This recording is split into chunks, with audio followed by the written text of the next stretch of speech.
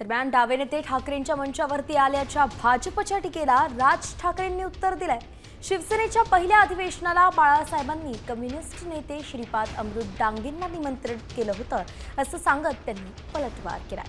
ऐकूयात। 1981 साली शिवसेनेचं पहिलं अधिवेशन मुंबईला झालं होतं आणि त्या शिवसेनेच्या पहिल्या अधिवेशनाला प्रमुख पाहुणे म्हणून श्रीपाद अमृत डांगे आले होते कम्युनिस्ट पक्षाचे। खरं तर शिवसेना आणि कम्युनिस्टांमध्ये कधी मधून विस्तरली जात नसे, पण राजकारण आणि राजकारणी हे उदार होते, मोठ्या मनाचे होते।